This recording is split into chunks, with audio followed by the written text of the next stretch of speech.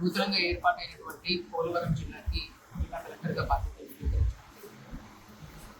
చాలా సంతోషంగా ఉంది, చాలా ఆనందంగా ఉంది. ఒక హిస్టారిక్ ప్రాజెక్ట్ కి కలిగినటువంటి పేరుతోటి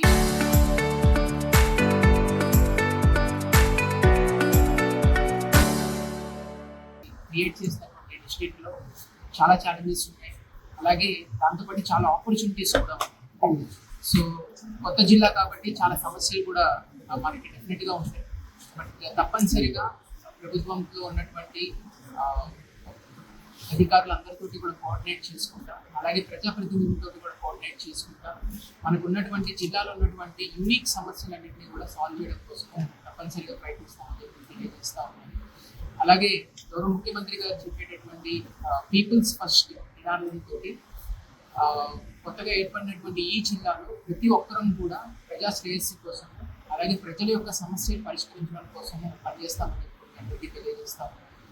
సో మీరు వచ్చి ఒకవేళ గిరిజనులు ఎవరైనా కూడా ఎనీ సిటిజన్ ఒకవేళ వచ్చి అధికారులను ఎవరిని కలవాలన్నా కూడా, నా ఆఫీస్లో నన్ను కలవాలన్నా కూడా ప్రతి క్షణం కూడా మీ అందరికీ కూడా అందుబాటులో ఉంటానని చెప్పి, అలాగే మీ సమస్యలన్నింటినీ తీర్చడం కోసం అనుక్షణం కూడా ప్రతినిత్యం కూడా పనిచేస్తామని తెలియజేస్తాను. సో మొన్న ముఖ్యమంత్రి గారిని కూడా కలిసినప్పుడు చాలా క్లియర్గా చెప్పడం జరిగింది.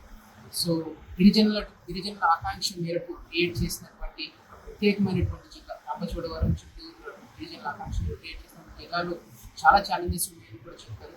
అలాగే ఆపర్చునిటీస్ ఉన్నాయని చెప్పి తెలియజేస్తా కూడా ఈ యొక్క ప్రాంతము ఆయన మనసుకి ఎంత దగ్గరగా ఉంటుందనేది కూడా చాలా క్లియర్గా కూడా స్పష్టంగా వ్యక్తపరిచింది.